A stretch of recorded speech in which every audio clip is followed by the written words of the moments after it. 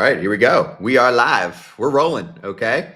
We've got about 10 minutes until first pitch. Scotty Braun with you and Ruben Amaro Jr. joining me right now. You can hear him calling Phillies games, including this weekend. He was awesome. And of course, one of the stars, or today I can just call him the star since the other ones aren't on, of the Phillies show, part of the FT network. And we've worked together for years at this point. Ruben, great to see you, man. How you doing? Great to be with you, Scott. Man, it's pretty cool. It's cool, right? Yeah. Taking on this, yeah. Yeah, I appreciate the time. We're going to roll through with a few innings, you and I, on the Mets and Phillies. Eric Kratz will join us later. Former Met Mike Cameron will join us later as well. And we'll just chill. We'll watch the game. We'll do, a light call of the game. We'll answer questions. It's a big series. We're excited about it. The Mets and the Phillies are both off to pretty good starts. I know we have some issues that we can go over with each side as we lead up to game time here. And first pitch is in about 8 minutes. So for anyone that's new to the party here and watching on YouTube, that's where we have the crowd that we would love to come over to Playback, because it is free to sign up for an account. And you can actually stream the game through whatever service you have, like MLB.TV or even the Phillies or the Mets digital streaming packages, and literally watch the game with us as we go. So this is really new in the baseball space. We're excited about it. First experience here for Ruben. So let's do a pseudo pregame show, shall we? Phillies coming off an okay series against the Marlins. I say okay because they should be one of the worst teams in baseball, talking about the Marlins. And the problem it looked like with the Phillies is the theme right now. A lot of things going well, except for... Yeah, their bullpen's been struggling. There's no question about it. And I know that the fans out there are saying, well, they didn't do much to the bullpen. They only added Jordan Romano and Joe Ross to that bullpen. Now they have Carlos Hernandez, who has been added as a waiver claim from Kansas City. But I think more than anything else, I think the Philly fans out there are saying, well, why would you let Jeff Hoffman go? He's dealing over there in Toronto. Well, Jeff Hoffman secured a pretty hefty contract 3 times, 10 or 11 or whatever it was, maybe 12. And I don't think that the Phillies were prepared to go to those lengths. And, there was some question, I believe, about maybe some of his health. But so far, he's been throwing great for Toronto. I just think more than anything else, the Phillies bullpen, particularly Romano, for a couple of different reasons, just hasn't gotten unglued. Has a very, very tough start to the season. At first, it was like a mechanical thing. And then I think might be some issues with him tipping some pitches in his last outing. Even though his velocity's back now, he's up to like 98, 99, 100 even in his last outing. But they got to get a little bit more organized. They do have Alvarado throwing the ball pretty well for him in the back end, and Strom as well. But they need more. They need those right-handers to help them out. I know you guys have been addressing this on the Phillies show, so if anyone wants to check that out, if you're new to the party and you're a Phillies fan, it would be highly advised that you give that a listen. Are you guys going over potential trade deadline moves eventually? Obviously, we're way too early, but do you think this has more to do with players internally just figuring things out? Or do you think that ultimately they're going to have to acquire someone more on the high leverage end? I mean, are they going to do something? Of course, right? They're going to do something, but is it looking like they'll have to do something depth-wise? Or do you think that they might go after one of the premier high leverage guys that could be available? Of course, the name that I think is going to be the headliner is someone like Ryan Helsley, if the Cardinals aren't in a playoff position by then. Yeah, and I think they may have already sort of broached that subject last year. I think the Helsley's name popped a few times last year when they're trying to make acquisitions. They ended up going with Carlos Estevez, who actually threw pretty well for them at the back end. So they lost both Estevez and Hoffman when you look at the whole totality of it from 2024 to 2025. Dave Dombrowski's a pretty aggressive guy, and obviously John Middleton. I mean, these guys are hell-bent on winning. At the same time, they have certain, prospects that pretty much everybody wants to have that they probably will not let go of. As of right now, I'm sure that they're looking at some things, but I don't think they're actively pushing. I think they're trying to internally get guys right. Orion Kirkring's got to get right. He's got to get a little bit more consistent with his sweeper and his sinker combination. And Romano's got to get right. And I think they got to give him a little bit of time. I think, Romano, he's a guy, I liked him. I've always liked him. I love his demeanor. It's an adjustment for him. He's no longer pitching in the ninth.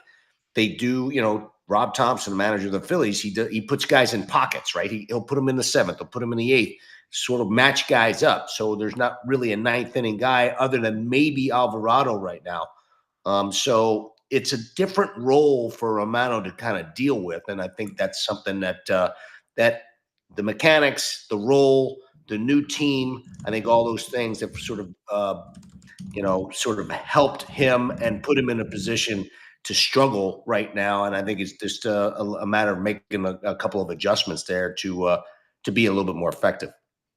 What are you expecting coming up for this series? Obviously, it's a regular season series, but the Mets are playing pretty good ball right now. And at the same time, I mean, I watch a good chunk of Mets games. I don't feel like their offense is truly representing what it could be eventually. Juan Soto is off to a very nice start. He is capable of getting scorching hot and displaying a lot more power. Is he going to have as much pop as he did last year when you're playing half your games in Yankee Stadium? No, there's definitely a difference between Yankee Stadium and Citi Field where the Mets play. But at the same time, I mean, he's your big money superstar and he looks really good. He's doing what he normally does, which is set the table, get on base, get some key clutch knocks.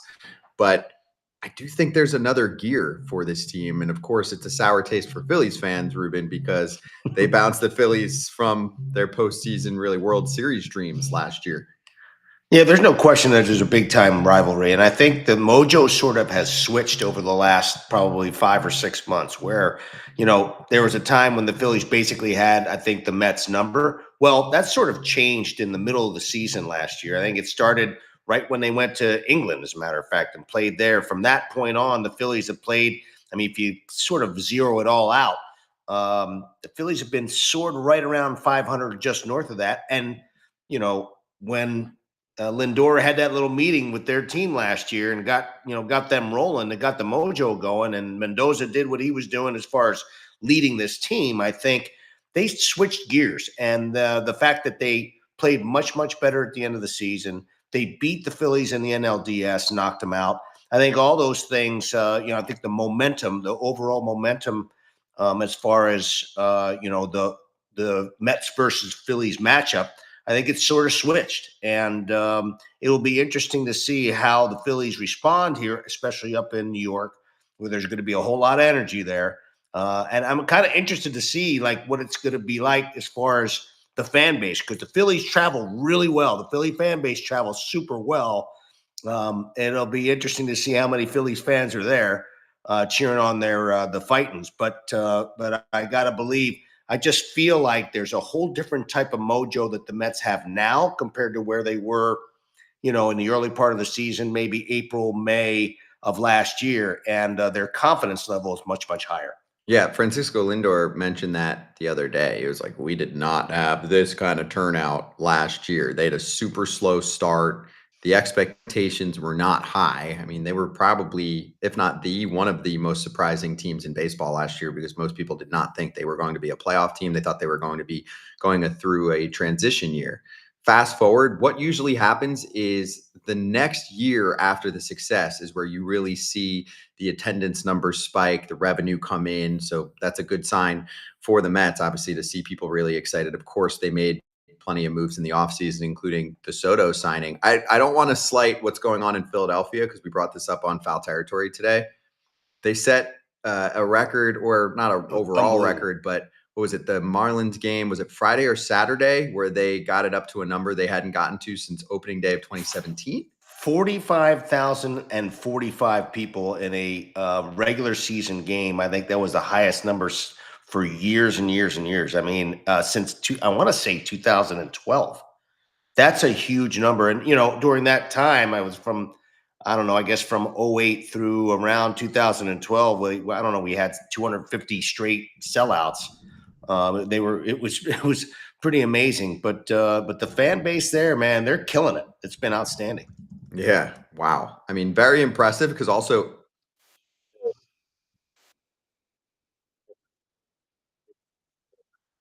Ruben, if you had told me that the record was set for Phillies Dodgers, I would be like, cool, that tracks. So Tani and the superstars. for Phillies Marlins really says something about the home crowd and that they're just trying to get to games, and you're getting standing room only, the whole deal going on there. That's really special. Yeah, pretty amazing that with the Marlins, especially. I know it was the Philly Fanatic's birthday on Sunday, and it was Easter and all the other stuff. But the Philly fans, man, they are while they're probably a little disappointed to make the big move during the course of the off season, like they did prior seasons. They still have a great fan base, man, and they're still supporting. Yeah, they've had consistent winning for the last several years. All right, so let's start to zoom into the game here. So this is how it works. I mean, we're alt casting along with anybody else that's playing along here. I know we're popped up on the Philly show and the Foul Territory YouTube channels as well. So if you want to make your way over for the first time on Playback and watch along with us, we'll have Mike Cameron and Eric Kratz joining us later on. But Ruben and I are going to run through the first few innings here. So Tyler McGill is on the mound for the Mets, and man, it took a little time for him to marinate, but he has developed into something special. I know they're showing a lot of pitches right now for him, but he's simplified it. He's mostly four-seam slider and sinker, and obviously you can see why the curveball's not getting used much right now. 375 batting average against it, but he's keeping it simple, and he's a big imposing presence on the mound, and Oh yeah, he looks really good.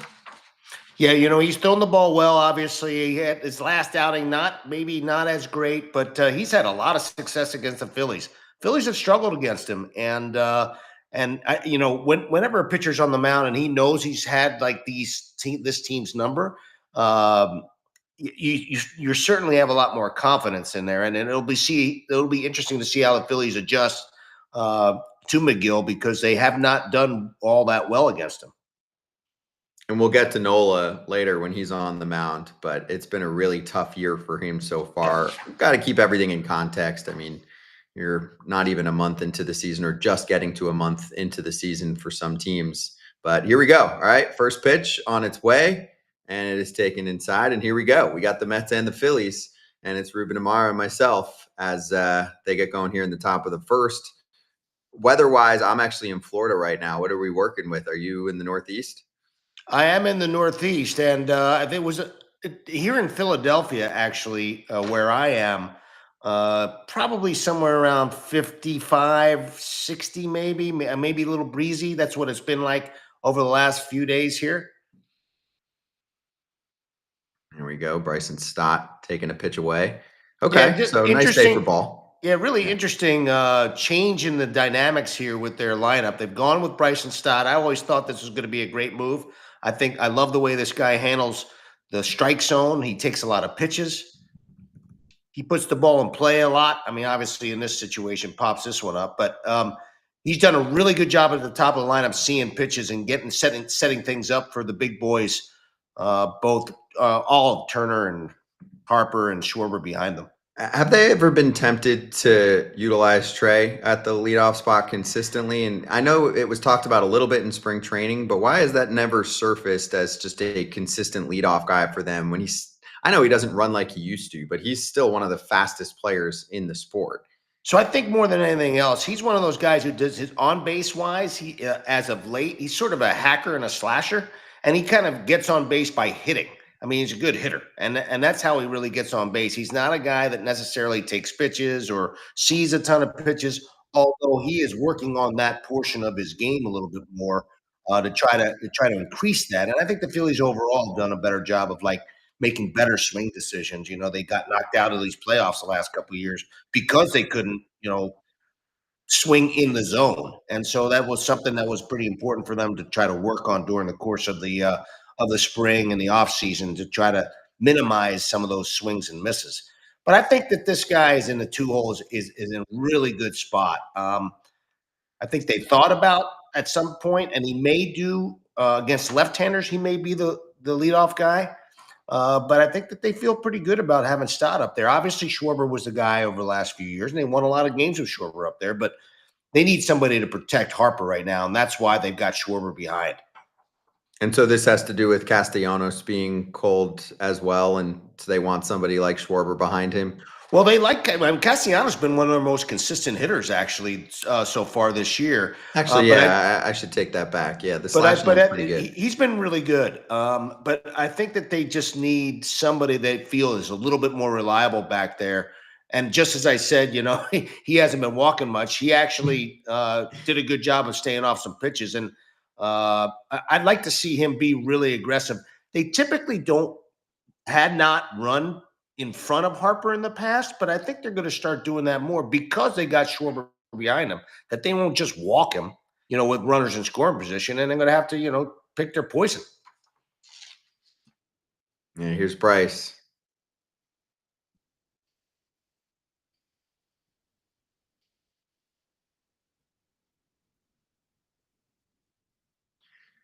And so if you're watching on playback, what you can do is if you're new here, bottom left corner of your screen, you can press on that little sound button. Stage is us, stream is the broadcast that you're on. So something to keep in mind.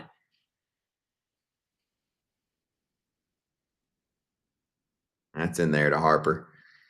Yeah, Harper actually has heated up quite a bit. I mean, he talked about, it's going to take him maybe 20 games or whatever. And when they were back in St. Louis, he started to just drive some balls the other way. I think he had at one point he had three out of the 4 games he had hit home runs. He's starting to swing it. He's got some count leverage now on McGill. Yeah, Crucky said on that last pitch, did you hear that? It looks like a four-seamer, or it's labeled a four-seamer, but it looks like it's cutting. Yeah, I think he Probably. just does it to his glove side sometimes. Yep. He went around there. Yeah, on that particular pitch, that's the pitch that they've been doing a good job of laying off of when they're ahead in the count instead of swinging at the breaking ball, and that's sort of what got them in trouble, late in the season and in the playoff situation. And he got him. Challenge pitch from McGill, his first strikeout of the night. You mentioned how the Phillies had that struggle in this past postseason. Was it a similar case a couple years ago? Was that the whole Yeah, transition that the Diamondbacks made in that NLCS? yeah, it was amazing. I think it was I can't remember his first name. The pitcher, Fat or Oh, Fought, Brandon Pfaadt. Yeah. Brandon Fought. I mean, he ended up. I mean, he literally didn't even have to throw any of his pitches for strikes. He was spinning, breaking balls off the plate, and they were just fishing. And it become a little bit of a theme, and they started executing. You got to give the Diamondbacks a lot of credit for executing the plan, and the Phillies not being able to hold up and be a little bit more choosy. I mean, hitting's hard, as we know. It's a really difficult thing. But there was just, the Phillies were just really, really over aggressive. He pours one in to Kyle Schwarber, who's behind 1-2.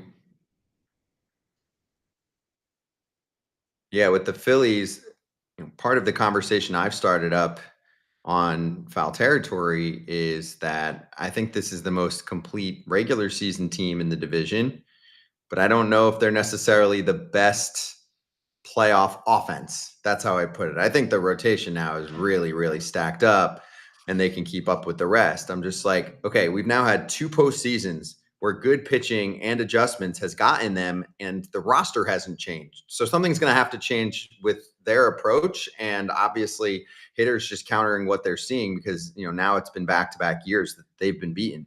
Yeah, I don't disagree with you. And one of the things is, well, can they teach old dogs new tricks? Well, this guy Schwarber, he jumped his points on his batting average 50 points just by concentrating and using the middle of the field a little bit more. And so I think you can. I think it's a conscious effort. And I think that these guys are trying to do just that. They've actually, as far as swings and miss and swinging out of the zone, have been one of the best teams in baseball at it. They just haven't gotten everything going yet. I mean, that's a perfect example. That's a pitch that that Kyle Schwarber might fish at. A pretty darn good changeup in the past. Yeah, it does a nice job, spitting on that one. And then here's McGill coming with a 2-2. And there's Beatty getting under it. McGill gets through the top of the first here for the Mets. Here comes Aaron Nola getting ready. One thing that we can do here on Playback while they take a 2-minute break is just be like, boom, we're on another game, which is the Guardians already beaten up on the Yankees and Wow. Clark Schmidt 5-0 in the fourth frame. Yanks coming off a nice series victory just now against the Rays. They won 3 of 4. They probably should have swept them. Devin Williams blew a 4-run lead for the Yanks on Saturday, but Wow. they're riding pretty high right now. Yeah, I'm a little surprised by like the rest of that. I mean, Toronto's played pretty well, it seems. 12 But and the 10. rest of Yep. those teams, like Baltimore, struggling with their starting pitching. I knew it was going to be an issue for them. I mean, when they lost Corbin Burns, you sort of have to replace him with somebody. And I think it was a Sagano, or I think that Pagano and Charlie Morton, that's not going to get it done in my I just mind. I just don't feel like that it gave him enough thunder. And not cheap either. I mean, I think if you add up what those two are making, and I know it fills 2 slots, it's pretty close to the money that Corbin Burns is pulling in this year. That's the crazy thing with Baltimore is our conversation shifted from, hey, this is an ownership group that's trying to sell. They're keeping payroll super tight to, no, they just sold. They actually spent, I think they upped payroll by close to $70 million this year. So it's not like they didn't do anything. It's just a question of, did they do the right thing? Or Right. did they try and just fill up a little bit of depth that might not even be good enough to last in the American League East? You know, I Morton's been can okay. understand. Yeah, I can understand the Charlie Morton thing to try to provide some depth, but when you're talking about a top of the rotation, I mean, and I'm a big Eflin fan, but if you're not going top of the rotation after losing Corbin Burns, you put yourself in a tough spot, especially when you're relying on some really young offensive players. Yeah, it's a good division too. Yeah, we were very critical of the Orioles on foul territory the last few months, and so far it is playing out that way. It's not a bad team. I really like the bats. It's Yeah. young, exciting bats, but it does not look like a starting rotation to be feared in the regular season, and especially if we get to the playoffs. We'll see. Kyle Bradish should be back at some point in the second half of the season, but it's a guy coming off a big surgery. We'll see. Here's Nola. What's wrong here? 6.65 ERA and 21 2/3 innings. What's going on? Well, I think he's a tick down right now in his velocity. Although we went back and looked at his velocities around this time last year, and that was probably pretty similar, maybe a half a mile difference. The big deal is that his command, I mean, walks. He had 2 4-walk games back to back. He doesn't walk people. He's going to give up home runs because he throws a lot of strikes in the strike zone, but he cannot let guys get free passes ahead of that. And that's really where he's been struggling as far as it's just overall command of, just being able to throw more consistent strikes. He's got one to Lindor there, a ball and a strike to the leadoff hitter for the Mets, who was part of the MVP conversation last year. He's in the prime of his career. He's having a great time. He had the big walk-off hit for the Mets the other night.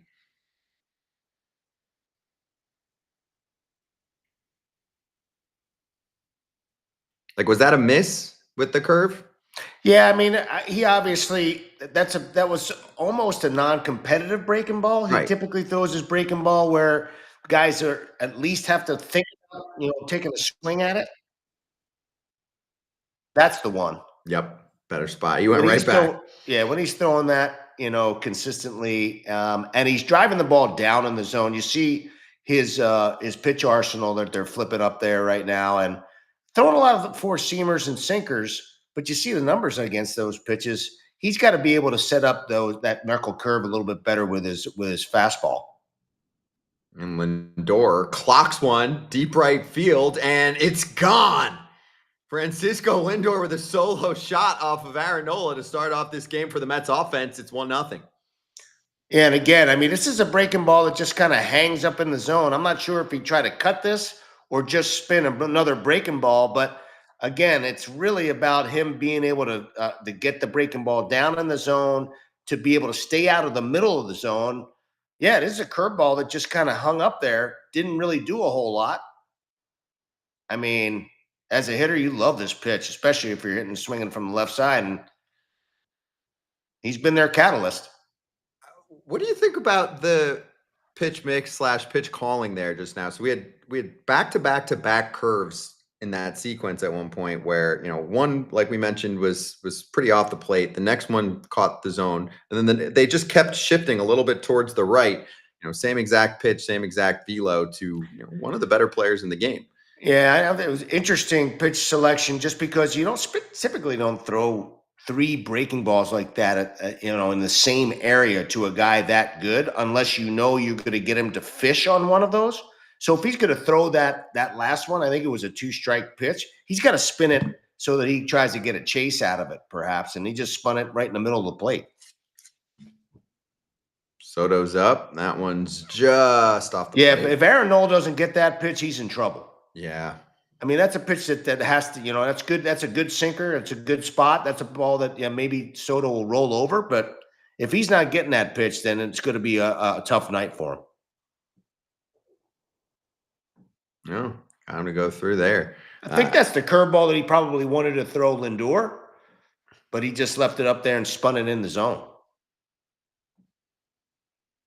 I don't know if you've heard about this at all, but Ruben, some of the local radio in New York is just bored, so they've been going after Soto, and after 3 weeks, saying he's not worth the contract, in a very, very too soon.com way. And it's not even like he's been bad. He's getting on base. His OPS is in the 800s. You would think the way they're talking about him that he's got a 408 OPS. I know he goes down on strikes there, but he's setting the table for them. The slugging percentage is a little behind right now, but I think he's close to a 140 OPS plus, 40% better than league average, and where he's usually maybe 150 to 170. What are we talking about here? I mean, obviously, and in the Northeast, you're going to get an expectation that's way, way different from any other place. You're going to spend, $750 million on a player. Then you want that guy to have immediate impact. I mean, Lindor went through it when he was traded over and he signed. I mean, he really struggled in the first couple of years there. And New York is, and I know I know Soto played there in New York with the Yankees. But I think it was different when you get sort of traded over to a place as opposed to signing to it, in a certain spot. It's different, man. Your expectation is blown off the roof. And I think you just got to give it some time. He's an elite hitter. And he's going to be good. He's not going to be the greatest every single month. And so you got to be a little patient with the man. Yeah, liner into Trey Turner's club. So there's 2 away. By the way, Pete Alonso has been a monster so far in his first few weeks. And he's probably a little pissed off about how the offseason went. It's not money to sniff at, but at the same time, I think he was expecting something to be 9 figures, and there just weren't teams playing ball for him. He's one of the best power hitters in the sport. The thing for me was, as there's Nimmo taking a strike, some of the teams that I think really could have used him and had glaring holes at first base are teams that just don't spend right now in free agency. The Mariners, who ended up with Rowdy Tellez, who looks good right now. The Pirates, who desperately need a first baseman. The Nationals ended up going with Nathan Lowe as a short, as a stopgap, right? So teams like that who could have used a first baseman. The Blue Jays apparently had some interest. It didn't seem like it ever was really coming along. So you do look now and you're like, really? People didn't want to call for this? Yeah, I mean, listen, I think it was, sometimes it's a little bit like having draftitis. Everybody knew that he was becoming a free agent, and I'm sure that he wanted to show the world that he was worth 10, 15 figures. I mean, knowing Pete Alonso, he's a pretty sensitive guy. He wants to show the world who he is, and struggled a little bit in that platform, free agent year. But he's been one of the more prolific power hitters in baseball. And I think this is that's a strike there, Scott. Ooh. That's a strike. And again, those are the pitches that if Aaron Nola's not getting that comebacker, that right hip, front hip sinker on lefties, then he's going to be in trouble. Yeah. So far, he's not getting either side of the plate right now. That one's lifted to left. There's Max Kepler calling for it. That'll get through the first 4. Aaron Nola, but Lindor pops him for a solo shot. It's 1-0 Mets. Yeah, but I mean, we've seen calls on both sides of the plate so far tonight not go his way. So he already gets an idea of what he's going to be working with this evening. And it is a team that has some pretty good plate discipline, especially at the top. We've seen. I mean, Nimmo's got really good strike zone awareness. Yes, So does sir. Lindor. Of course, Soto's probably the best in the sport in that department. So this is not a night where you want to be like, really, I'm not getting the corners like that. Yeah, that makes it tough for a guy like Nola, who's control and command guy. He's not going to blow anybody away with his stuff anymore until he starts building some of that arm speed. He's going to have to get those pitches. All right, we're flipping for a minute over to watch Matt Olson against Eric Fetty. There's ball 4. Hey, all the attention was on the Acuña tweet delete, but the Braves swept the Twins, so credit to them. I mean, they're starting to catch up, which I think is not a surprise to people that are following them for several years. What did you think, by the way, of what happened with Acuña and Brian Snicker? We got into it. We dove pretty deep today on foul territory, on fair territory with Ken as well, but curious to get your thoughts on what you saw, since he was benched back in the day. To summarize, at least for one of the takes that I thought made some sense, AJ Pierzynski's like, Acuña is a star and he's expected to be a star, and they want him to lead the team. They're like, Jared Kelenic, I mean, he could get optioned soon. Yeah, obviously there's a different expectation on a player like Acuña, and he has had in the past times when he's hit balls off the wall and not run all the time. So it's something that has happened over time more than once or twice, and it's something that they've discussed with him, I think, a couple of times. And listen, I think it's interesting. Pat Gillick used to say, we like to treat everybody the same, or we'd like to treat everybody similarly. We just want to treat certain guys more similarly than others. I think that's a good way to put it. I mean, anybody with expectations that it's you're going to get the same treatment on a player by player basis. I mean, you shouldn't even want that, right? If you're Ronald Acuña Jr., I mean, at the time, he's a rookie when they sat him after that incident. He had another one. The same exact thing happened in the playoffs, and they're not going to sit him in the playoffs. They just spoke to him. They're like, dude, now we're at the point where you could do that. It could cost us a playoff game.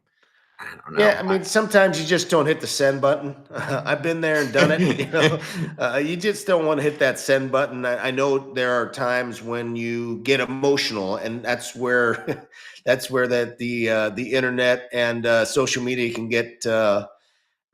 can put you in a tough spot if you get emotional about certain things. But it's unfortunate. Hopefully they'll get past it. They got a great team. I'm sure they can't wait to get him back on the field. He and Strider, and once they do, I mean, they got a chance to be as good a team as anybody in an NL East, even though they had a tough year last year.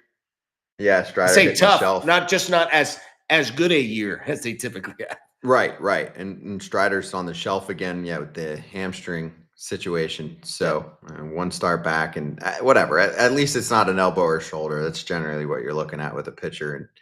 And there's Castellanos going down on strikes. McGill's off to a nice start here. Yep. Yeah, he's hitting his spots, and he's getting them with fastballs. I mean, he's got a couple of guys with fastballs, and he's locating it. And there's nothing better than a well-located fastball. I don't care what you say. You throw a really good fastball somewhere where you want it, and you can have a lot of success. Here's Max Kepler. He's kind of a quiet guy. How has he been received? And, why did the Phillies feel like he was the guy? I mean, you can see the season numbers here so far are pretty slow. Just a homer, 217. The on-base percentage is not there. I don't want to say the Twins gave up on him, but the Twins have to be very budget conscious. He was starting to get a little bit expensive, so they move on. Are the Phillies high on him, or they just felt like it would give them a little bit of an upgrade? I think that for a couple of reasons they liked him. I think their scouts liked him. This is a good hitter, man. A couple of years ago when he was not unhealthy, I mean, he had some real issues with his health last year. I mean, he's pretty good. He's always been a pretty good quality hitter. They felt like they could bring somebody in here who could not only swing the bat and give them a little bit more depth in their lineup, but also he's an outstanding defender. I mean, he's a really, really good outfielder. I know that right now their outfield is not producing the way they want it to produce, Again, that's another great fastball from McGill, but that's the pitch that that Nola didn't get, but McGill is getting, which is strange. Yeah, let's see. Oof. It's like a very similar spot there. You're Very, right, very Ruben. similar spot, right on the corner there, and it just has to go both ways. You just hope the umpire is consistent, gets more consistent as the game goes on. Yep. Yeah, that's when they say, "Oh, everything evens out over the course of a season." Not if you're I'm not Nola, you're sure. struggling, you're trying to get calls, and Right, Tyler McGill is getting the same quadrant that you're not. right. And I think that's the only thing. As a player, I knew that. I just wanted to make sure that if a umpire was going to call pitch X, that he'd do it all the time. If he's going to give the low strike, okay. But I know that. But then don't then also give the high strike, or make sure that our guy gets the same strike. So just so we know, it's all about. To me, it's always been. I know Kratzy probably talks about this too. You sort of want to know exactly where you stand. Is this pitch on the outside part of the plate or maybe a ball out? Is it going to be a strike today? Okay. But don't call it one time and then not call it another time, because then neither the pitcher nor the hitter knows what's going on. Got him. Yeah. Wow, he's dealing. Real Muto tied up there. I just thought about the call from it was probably 5, 6 days ago at this point. What game was that? The Giants Phillies game where I think they lost 10-4, 10-6, and Real Muto got framed. I mean, whoever it was brought it in and fooled the ump, and we saw almost the same exact call a day or two later, and it was way off the plate. But it's funny, we saw almost the exact same thing in another game a day or two later, like the same exact frame. That seems to be a spot where catchers are getting really, really smooth. It doesn't look as smooth from our angle, but I guess from the umpire angle, the way they're bringing it in is really fooling some guys on the width of the plate. Yeah, and I'm pretty. I mean, I think the ABS system actually worked quite well during spring training. I had a chance to call some of the games there, and we had the ABS system working where the challenge system was in place. I think it worked super well. And I do believe that they're gonna. I mean, I don't know for sure, but I gotta believe that at some point they're gonna implement this thing. My feeling is that during the course of the spring, I thought that the umpiring was really good. And I have a feeling that whether it's conscious or subconscious, that they were really bearing down pitch to pitch. Don't know that they're doing the same thing right now at the major league level in the regular season games, because obviously a little bit different. If a guy's challenging every pitch, I mean, that's going to be embarrassing for an umpire, and I think that's a big deal. It's an accountability thing. I'm so Yes. with you. That's where it's going to change things. I mean, when you're an umpire, you essentially have tenure after X amount of years. I mean, you can be pretty bad, and I don't think they definitely can't send you down. I don't think they can let you go. As far as we know, there's performance, there's rewards, as in all-star playoffs, etc. But if you're an older umpire or just a more senior umpire and you've been in the league and you want to do a little my way or the highway and call the pitches you want to call and have your brand of your zone, you can still do that. Next year, which is when I firmly believe that'll be implemented, I'm with you.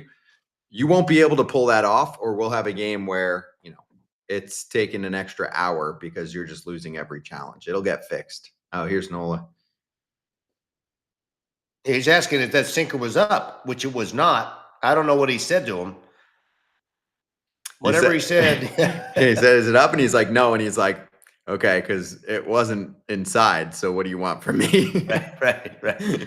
I mean, that's a subtle way of not being so subtle about wanting the pitches that he's supposed to get. And he sort of has to fight for himself a little bit too. And I know JT does that as well, from behind the plate. Oh, Winker got one. And that's gone. Jesse Winker with a solo job. It's 2-0 Mets. Yeah, and Wicker's been one of those guys, a little bit of a thorn in the Phillies side. He's come up with some big hits and some big home runs. Not big numbers, but he's coming up with big hits against him. And he gets another pitch that's up in the zone. It's sort of flat. I think this might have been a changeup, but I'm not sure.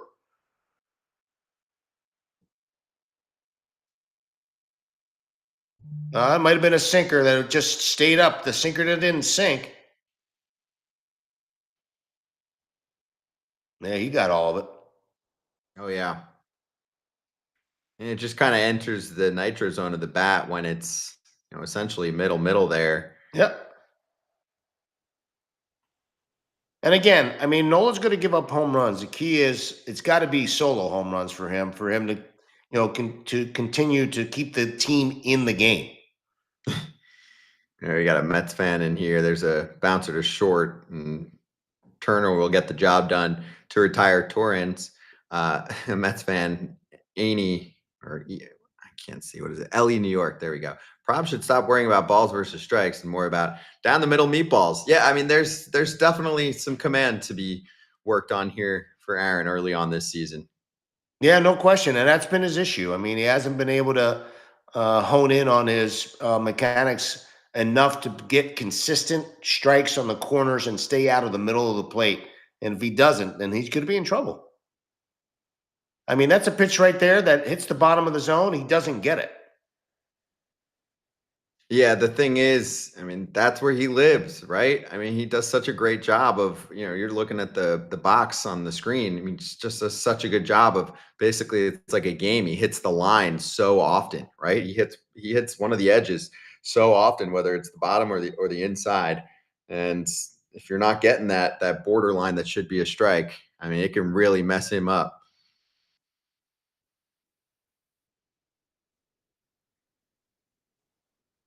There he goes. I mean, he's not a challenge guy, right? I mean, No, I mean, every once in a while he'll throw his four seamer up, to try to get the swing and miss, like many guys do. But he's got to change eye levels. That's his game. Has been able to change speeds, change eye levels. He's not gonna have a ton of success up in the zone just because he doesn't throw that 94 to 97 mile an hour fastball. That's where he's got to live. yeah, gets some chase from Luis Angel Acuña. Man, they really trolled the Braves yesterday. So here's the pitch again. Yeah, excellent changeup. He turned that one over, and that's a pitch he's got to have.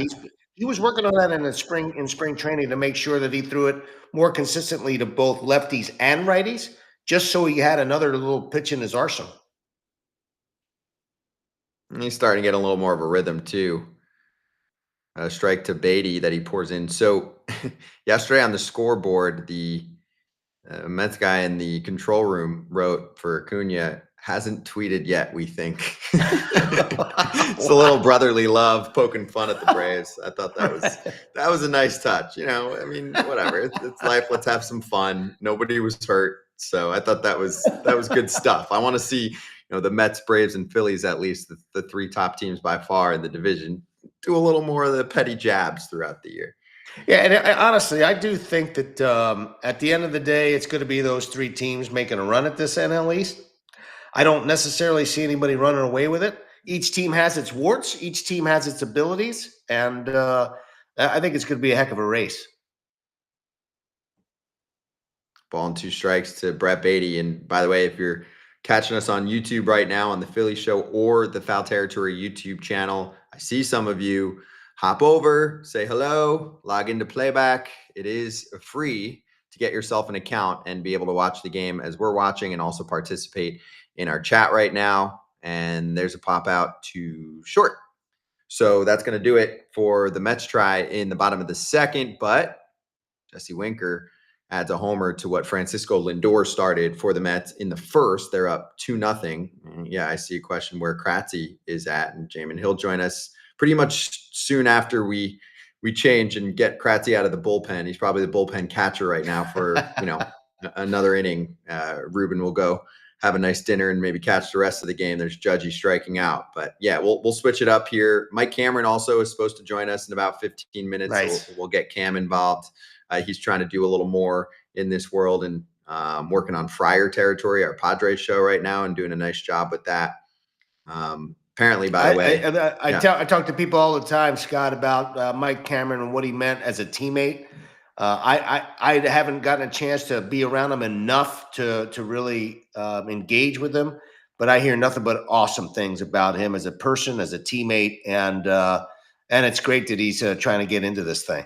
yeah, really relaxed demeanor, very easy conversation, tons of stories. Of course, he played for a long time, so Yep, yeah, we're looking forward to that. Mets fans know him, obviously, among many other fan bases. pretty damn good player too.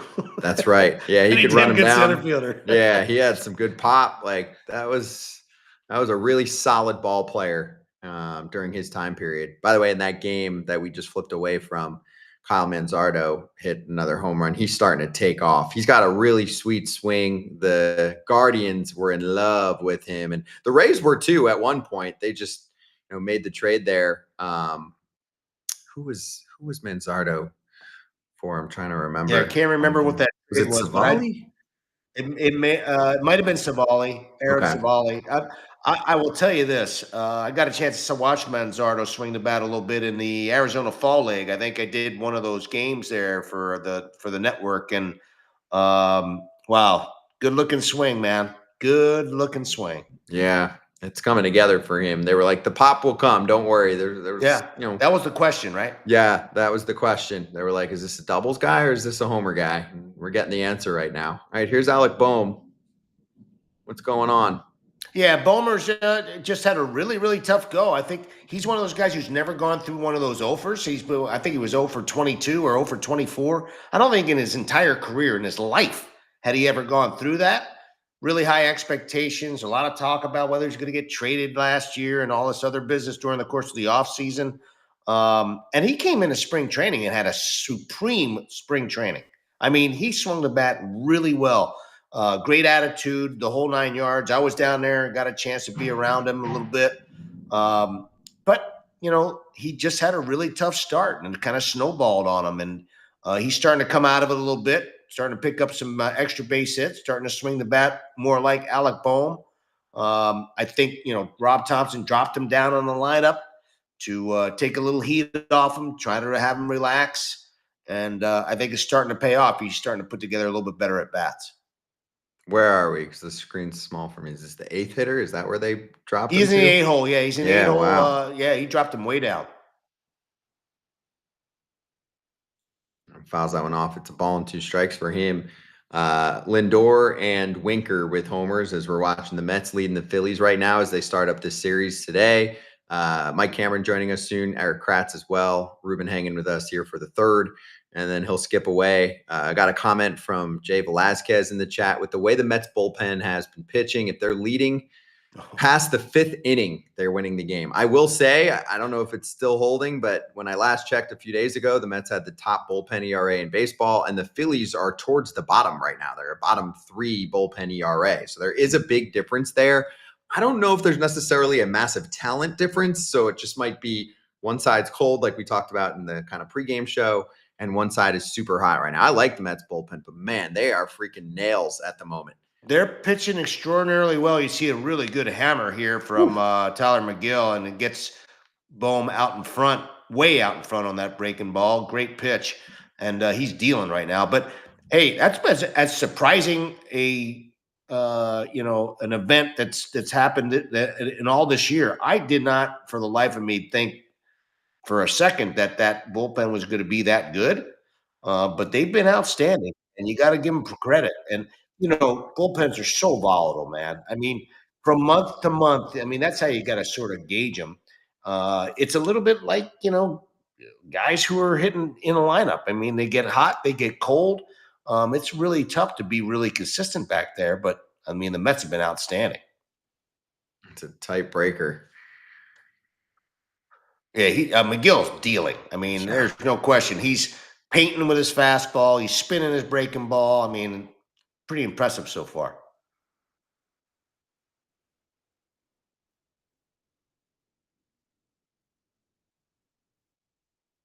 Wow.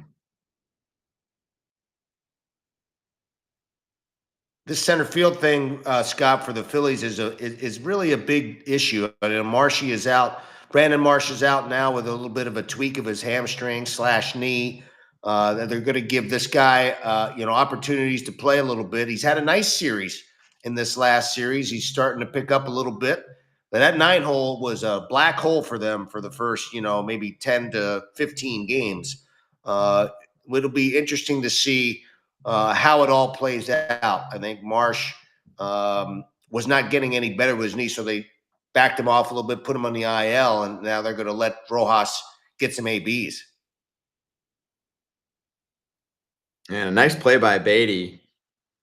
You got to get that exchange pretty quick to get Rojas, and that's your second out in the third. Rojas has never really swung the bat consistently well for them. He's kind of looking like, his calling card obviously is glove, but he'll be a bottom of the order guy. I mean, at this point, are the Phillies potentially going to be, I don't know, looking for a different kind of solution at some point, or is Marsh, someone that they feel comfortable with platooning? I think they're good. They want to give Marsh pretty much an everyday spot there, but he hasn't really taken hold of it. And obviously, with him being out right now, that sort of backs him up a little bit. But he's had an awful start to the season. I mean, he's a really talented guy who just hasn't been able to get it going. I mean, there's a bunch of guys that, even though the Phillies still have a pretty decent record, based on the fact that a bunch of those guys in that lineup are really sort of struggling. There's Stott finding some open grass, so he's a 2-out base runner for the Phillies.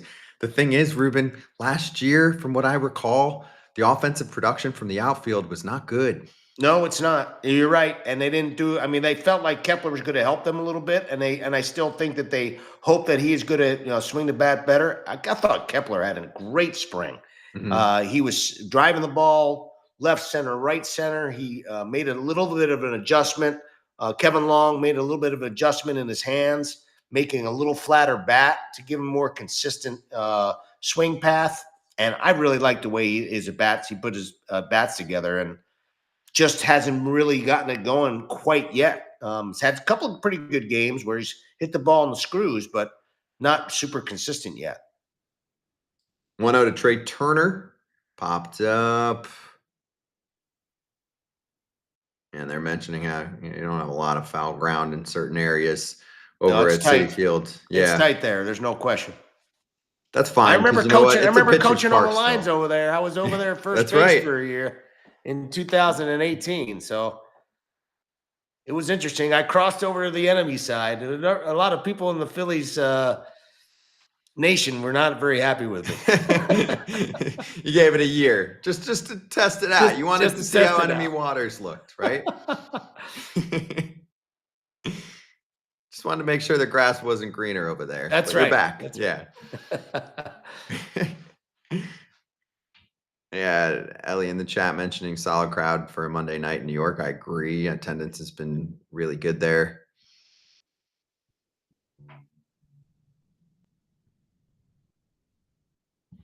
All right, ball and 2 strikes to Trey Turner.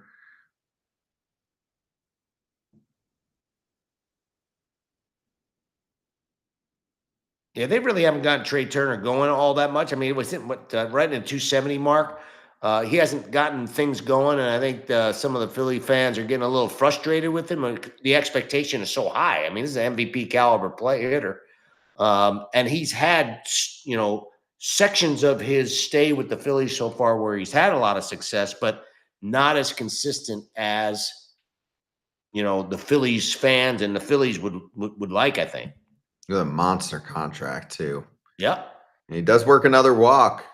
2 walk games so far for Trey. I heard them go, wow. That is a wow on the broadcast. Yeah. You don't want to walk more often with the Nats. Yeah. Why do you want to walk guys in front of, in front of this guy right now? Agreed. Phillies probably want McGill to make that pay.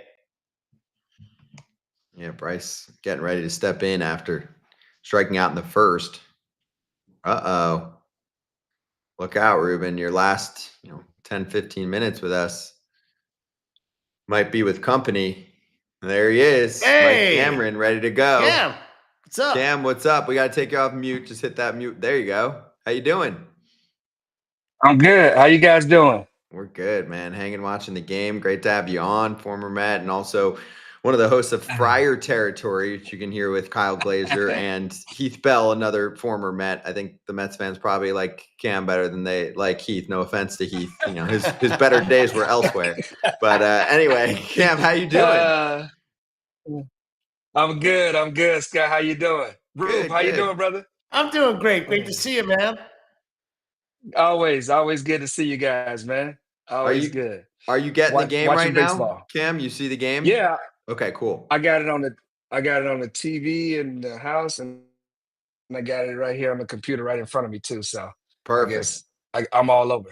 I'm all Yep, over you're on it. You're on it. it. So anyone that's watching us right now on one of the YouTube channels you're on, we'll shut that off eventually. So you'll just be here in playback, free to get an account and watch along with us. And now Tyler McGill has walked up the bases loaded. He's in a whole heap of trouble, or maybe not. I mean, he's gotten a lot of swing and Yeah. miss so far tonight, Mike. So he's got, I believe, 5 strikeouts already this evening against the Phillies, but he's losing some control right now.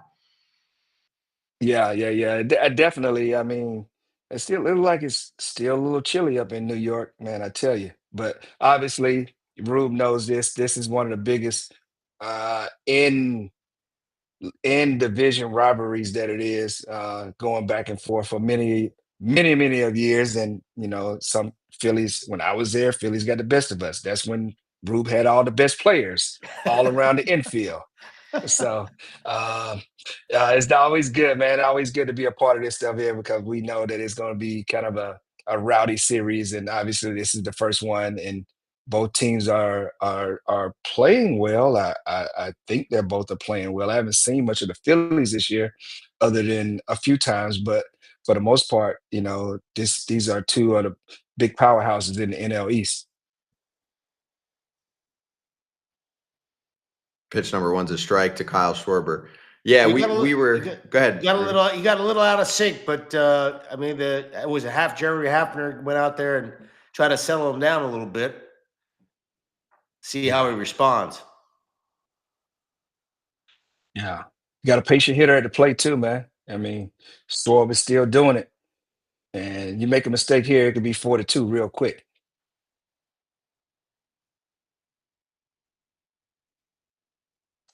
And this is a spot where I love Kyle Schwarber in the cleanup spot. I know they were riding that leadoff spot, Kyle Schwarber, for years, but whew, down to his knees for the swing and miss.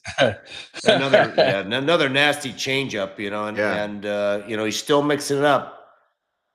We'll see how I good that mean, visit was. yeah, definitely. I think it's definitely good because you have to be able to go to something else besides your fastball to get these guys a little bit out of sync. And obviously, being able to have that changeup can be neutralized a lefty from Ooh, a God. he righty. did it. You want to fire up a crowd there, get yourself into a mess, and then just wiggle right out of it. Tyler McGill, the big punch out of Kyle Schwarber, and it did get him to chase there pretty good, Ruben. Yeah, nice job of bouncing back. I mean, listen, whatever Hafner had to say about him or say to him as far as the mechanics, maybe he got a little off kilter because he had been painting prior to that. But really nice job of bouncing back against really, really tough hitter who's been super productive for the Phillies. Yep. And by the way, Mike, you mentioned, both teams playing well. We were trying to nitpick a little bit and see what's Yeah. going on with the Phillies, obviously, because Ruben's seen them every day. So we are talking about the bullpen and maybe a little more outfield production they'd like to see. At the same time, I should make sure I mention, like, the Mets are 15-7. They look really good. The Phillies are 13-9. They're fine. Oh yeah, definitely. I mean, look, this is a team that's built to go late in October, man. So they expect to play well. And I think, the one thing that you can always look at is you can't get too far behind this division. You got like well, it used to be a three-headed monster, but right now it's the Mets and Phillies at the top of it. And then you got the Marlins, and obviously the Braves are just unraveled right now. So we don't know, and they got a lot of guys out. So it just kind of right now, this is your time to build your hay and put yourself in position. As we always start to look towards that we're getting close to the end of of April, talking about it now, we start to look around the corner and it's May, and then we get around Memorial Weekend and we see where everybody stacks up. It's the quarter pole then, so we can see where everybody's going. But we know that the Phillies and the Mets are two teams that are supposed to be competing for a division and also trying to play for late October. No doubt. All right, last half inning here for Ruben Kratzel. Jump in and take the reins soon. Home third. Aaron Nola served up a couple homers so far tonight. Lindor and Jesse Winker. This is Tyrone Taylor. Of course, Jose Siri is going to be on the injured list for a while. Pretty gruesome injury for Yeah. him. So Taylor's going to get some extended playing time right now.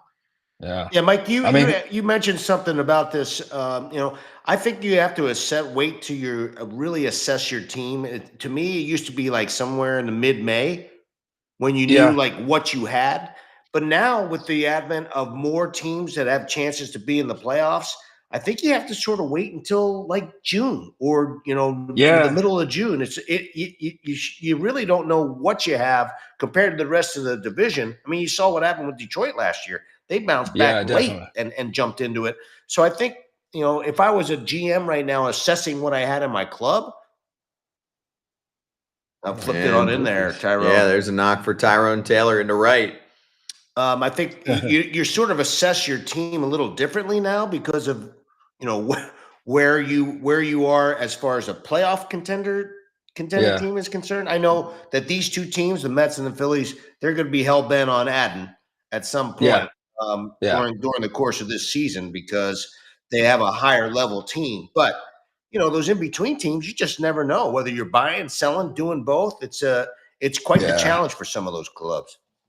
Yeah, I don't know how the GMs do it now, man. Like do you go early and go get the players that you're looking for to help your team before the cost is driven up? And obviously, when you have two teams that are supposed to compete late in October, obviously you need to have these guys kind of synced in. Once again, we know what the Phillies have, but they may be looking to add a piece here or there. As you said, Ruben, earlier, that they need a little more production from the outfield, and obviously that's always a big thing when you're scouring the waiver wire and you're trying to put together some players to be go out and get some players and stuff. So we'll see how that kind of transform over the course of the season. And now it's a party. Announce yourself, friend. It's There he the is. Eric Kratz. I mean, the Eric Kratz is showing up. The The Eric Kratz, the guy who texts Mikey C all the time, and the guy who got fired by Ruben. There it is. I still love you though, man. I still love you. Oh, I know. It's fine. It wasn't. We've all been fired, brother. We've all been fired. Actually, I shouldn't say that. Maybe Cam hasn't. You I traded got me. fired. I've been fired. I've been fired. Getting DFA'd is like getting fired. That's what I heard Kratz that. uses. Yeah, I hear you. exactly. I've been Kratz is there. great with that. Matter of Yeah. fact, I got DFA'd my last year playing. We were actually going in and play against the Phillies, and I remember who called me. Like, I was on the way to the ballpark. I didn't take the bus. I was in the car riding over, and God, I forgot who called me. God, dang, what is his name? I come up with it in a minute. He was our bench coach, and he's like, "Where you at?" I said, "I'm on my way to the ballpark." He said, "All right, when you get here, man, Tito want to talk to you real quick." Oh, I was it get, DeMarlo Hale? yeah, DeMarlo. It was DeMarlo. I don't know how to Yeah. forgive DeMarlo. Like, all right, cool. I walk in there, I see Tito, and then I see Theo. I see the Ben. I see Ben. I said, "Oh, oh man, okay, what's going on here?" As we watch Soto take a strike right here. Yeah. But yeah, he said, "Hey man, you've been good to us." And I was like, "Oh boy, what do we got going on here?" And he's like, "Well, we're gonna DFA you." And I was like, "Oh man." Like, I didn't know the feeling. Had a lot of friends in the game to get DFA. I never know what that was like. Obviously, it was in my last season. I was like, I'm 38 years old. I just got DFA by the Boston Red Sox. is it time to go home? And I just remember like packing my stuff up and everybody, when I came out of the office, man, first time I really had like real tears in my eyes and I couldn't hold them back. And I was like, what is going on, man? And I packed my stuff up and I spoke to a few guys and, I called home and said, man, I'm coming home, and went home for a little bit. My son was actually down or getting ready to play in Orlando. Hopped in the car, got home that same day. I left the same day, and just had everybody, Pookie and them from the Boston, ship my stuff home, and I didn't know where to go from there. It was like that was the first time I really got fired playing the game for so long, and went end up going home for a little bit. I was in Orlando, and Theo called me and said, "Where you want to play at? You want to play with the Marlins or you want to play with Cleveland?" And I was like, "Uh oh." Uh-oh. Uh, Watch oh, out. did he? Juan Yes, he did. Soto, upper tank. They need a higher foul Oof. pole. Oh my goodness! Three ball was- run he- shot. That He was stepped, good. he stepped on that one. He Yeah, stepped on that and one. he had made Aaron Nola made some pretty good pitches on breaking pitches. He tried to rush that fastball, try to elevate on him, and he just doesn't have enough juice to be able to do that right now. And Juan Soto did some serious damage on it. Yeah, Soto's really good at hitting the ball up for some reason. I don't know why he hits the ball up. He's very one of the well. left-handers who can really handle the ball up. Yeah, look This at is this. not a terrible pitch. No, not at all. But to Soto, it is. Exactly. To Soto, it is for a long time now, right? As Yeah, we've gone like- through an evolution really for the past 10 years of again, getting so many more pitches up in Jesus. that part of the strike zone. Juan Soto's like, feed me. Wow. Ask Big Hader time. if he can hit a fastball. Ask Hader the year they won the World Series. You ain't lying. 19, You they ain't let that lying. man get a fastball. Don't ever let that man get a fastball. I would Nah, never. man. That man has to hit a dinger on a curveball. Oh, they're on actually walking. checking this. They're checking to Oh. see if it's fair or foul. Ooh. He spun It around. is a foul right? ball. They just called it a foul ball. Whoa. How about that? Whoa. Did you see a shadow there when it passed the passed the fair pole? Wow. Oh, it's foul. Oh, that is foul. That's all foul. Wow. Wow. Long strike, that's- Poppy. That is a long strike. Wow. Wow. Just missed doinking the foul pole, huh? That's crazy. It's a Game foul. Well, with listen, inches. you think he's going to come back with another fastball up? Oh my gosh. No, not You at all. He's better not get messing something around in the there. dirt. He's gonna sling that hook. You You better think make he's him, gonna gonna backdoor make it? him stop on He's gonna second hook- right now. They he's might gonna go hook on him. this pitch. You think he's gonna backdoor it, or he's gonna try to He might throw a well- changeup, try to get him to bite on it. he Yeah. wouldn't change it. Yeah. Ruben, spit on what it. a call. You can still hit. You know it. You never lose that. You lose a skill set, but you never lose the ability to how to think about the game. Just your body don't work the same way no more.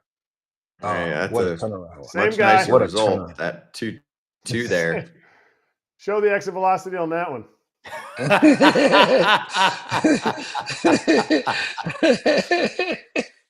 Oh man. Oh one. Well, if you want to kick me out of here, Scott, you're I'm more than going to. welcome Sorry, to do my so. audio went out for a sec. I'm back. Oh, there he is. There we go. Up. Nope. I'm getting messed up. One sec, guys.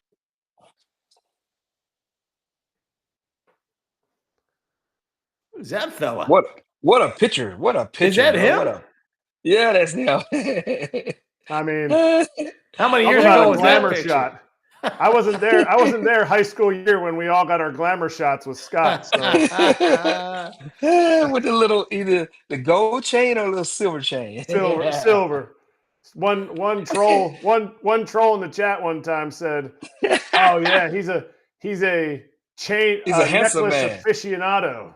aficionado. Frankie Baseball said he's a handsome man. He is a handsome man. Frankie knows."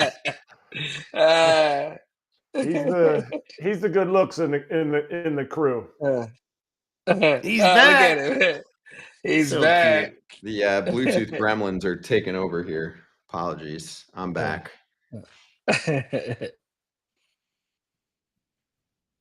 All right, here's Pete. Wow. This could be a big turnaround if he gets out Big of this one. thing. Yeah. Yeah. Yeah. I think Nola thought it was 3 outs. Did you I see him was walking just off the gonna- mound? Yeah. I was just going to ask you Yeah. that. I think he thought it was 3 outs. It's been a long inning. That's a good pitch right there. Yeah, he came Yeah, back man. and got, both those guys. It could be a big turnaround for the Phillies if he can figure out a way to get out of this inning. Of course, Pete's- Nemo's Wow. no simple task. And Pete's kind of owned Nola, so that was a big out. Yeah. Yeah. Oof. Oof. Missed that one. He missed that one. He got a pitch to hit. Yeah, he did. Man, now he's gonna get some of this, some sinking or diving right now. Ain't nobody got time for that, Mike. Nobody got time Nah. for that. Two in scoring position. 0-1 misses. Yeah. That's a little. He does have a dive base piece. open. I'm not, Yeah. we'll see how he attacks Nimmo because Nimmo's had some success against him. Let me see what his Who's numbers behind him? are. Who's behind He's- them? Oh, let's see. 13 for 52 with 2 home runs and 6 ribbies in Yeah. his career against him. That's a good pitch. Yeah. Yeah. That's the pitch he yeah. needs to get. Yep. You know who was behind him is Jesse Winker, who took him deep a couple innings ago. That's right. It'd be different if it was Vientos. Then they definitely go after him. Yeah. But that sinker Yeah. in, no chance he can see this curveball, backdoor curveball. No chance he can see the 2 depths. Gonna bounce it. Oh, he tried to come tried in again. Yeah. Yeah. What do we got? 2-2 right here. Got Wink on deck. Another lefty. Yeah. I think he's gonna give him the dead fish right Gotta now. bounce something. Dead fish. Oh, he got in there. Oh, got him. Tripled Front up door. on the front door. Front door. What a turnaround. That He is would've the got a lot of ultimate people turn on of that. events. Yeah. He would have got a lot of people on this one. That's a Maddox freeze it right there, baby. Yeah. Yes, That's sir. the pitch you Yes, need sir. at that time. Ruben, you're the best. Thank you for swinging by, man. We'll see you on the Phillies show and obviously on many calls and pre and post and the whole deal with the Phillies broadcast as well. Thanks, man. Good to see you. Great to see you guys. Hey, enjoy. Rube, always We'll good. talk to you guys. Yes. Peace. All right, Appreciate you. baby. All right. And then there were 3. Mike Cameron, Eric Kratz. I'm Scott Braun. Hopefully you keep seeing my face and not the high school photo that Kratz loves. So it's a 2-0 game. What a swing, right? Literally, what a swing in the game and from Juan Soto. If that thing was just a little bit more west, it would have been gone and it would have smacked off the foul pole. And been a 5-0 advantage for the Mets. And Nola does a nice job of, climbing his way out of that mess. So it's 2-0, still no damage in that half inning. Kratz, from what you've caught earlier, I mean, Ruben was talking in the first inning about how Nola wasn't getting pitches, east and west. It looks like the zone's opening up for him a little bit, but Lindor, the Lindor homers was really interesting. He had tripled up at that point with curveballs. One missed inside a little low, probably a little bit of a missed spot. The second one was money, bottom left corner of the zone. Third one over the middle of the plate. All 76, 77 mile an hour curves. I know he likes them, but to triple up there, and then the third one, obviously, it just kind of kept getting a little closer to the middle of the plate. That's a tough sequence for me going up against someone like Lindor, who's a smart guy. Smart guy. And what were we talking? We were talking to Max Muncy. He's talking about the curveball. Nola's like sometimes some guys you're like, you can't triple up. You can't allow a guy to catch back up to a pitch or zone it in like that. Nola's curveball is different.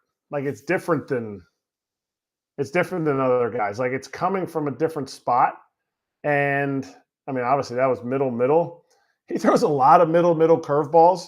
And when they get hit, you're like, oh yeah, it was middle. Well, what about the one that he threw 3 pitches ago. It didn't get hit. It's just such a tough pitch to square up.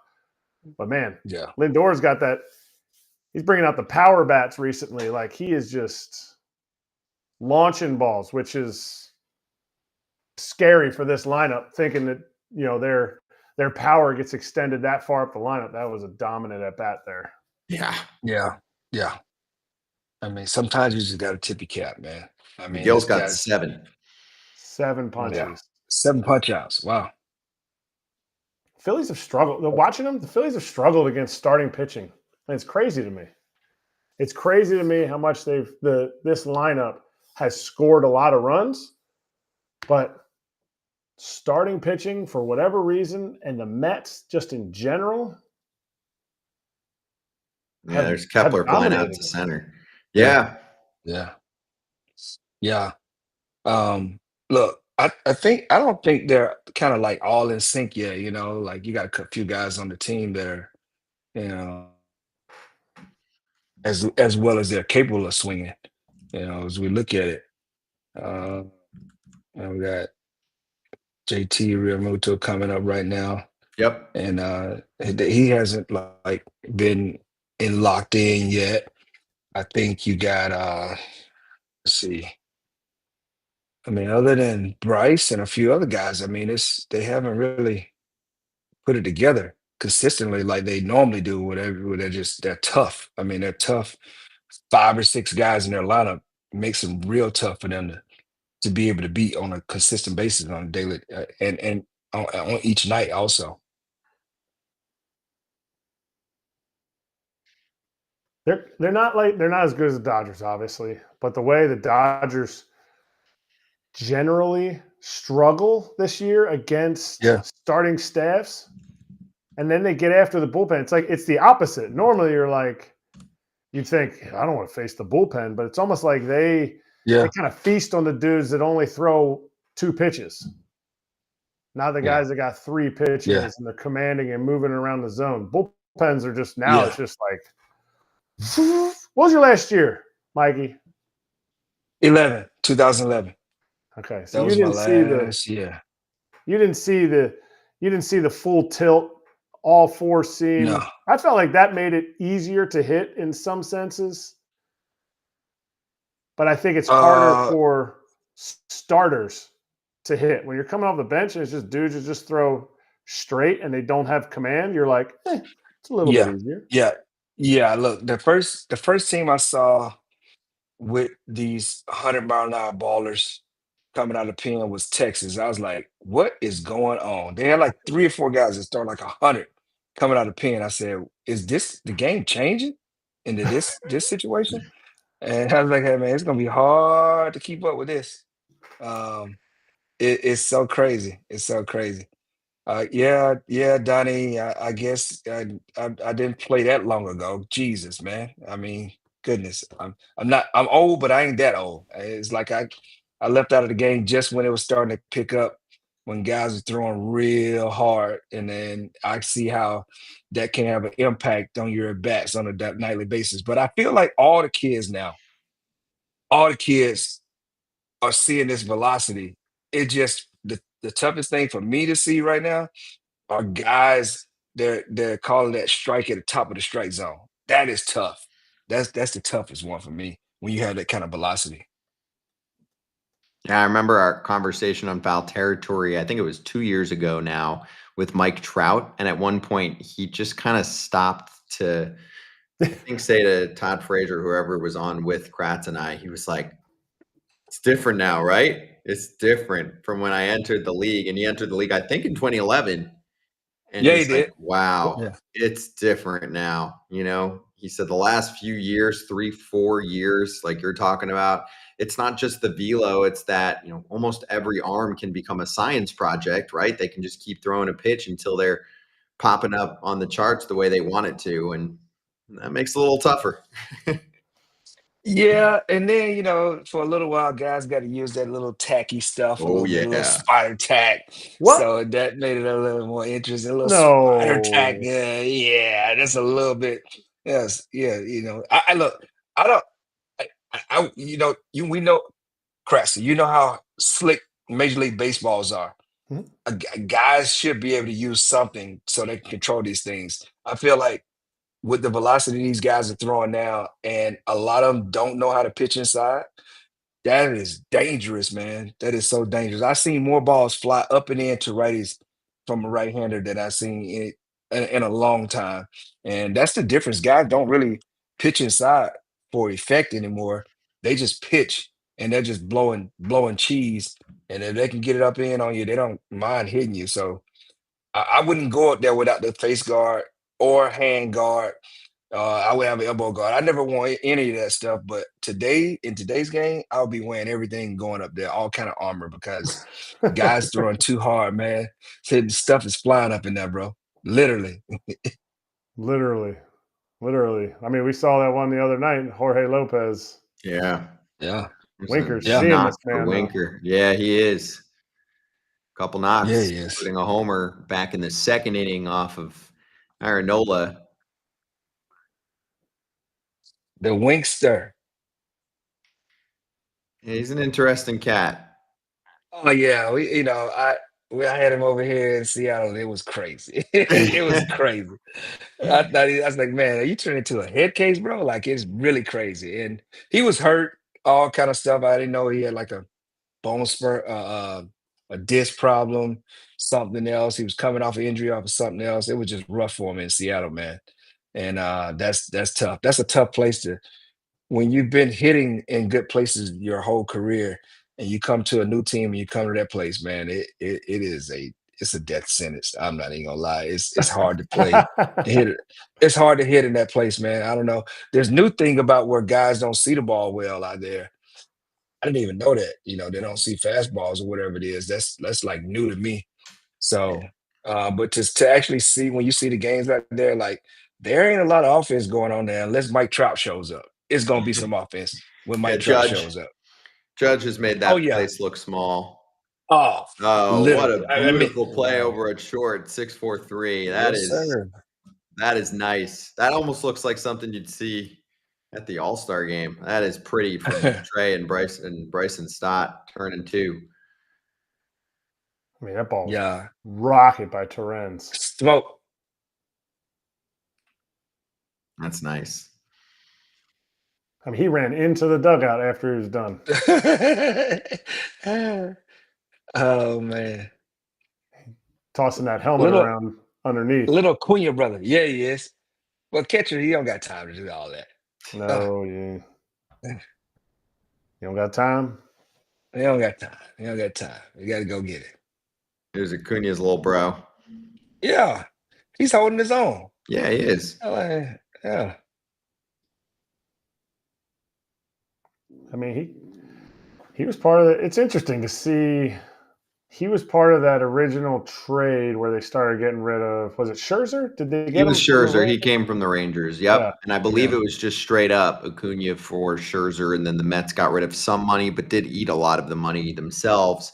They also did the deal with Houston for Ryan Clifford, and I'm forgetting Gilbert's first name. One of the Mets fans in the chat can help me out. But anyway, that was a much prettier inning for Aaron Nola to erase the runner with the double play and then get a quick out. So we'll bounce on over to the top of the fifth inning coming up next here as we're watching on Playback. And I think we're done on YouTube now.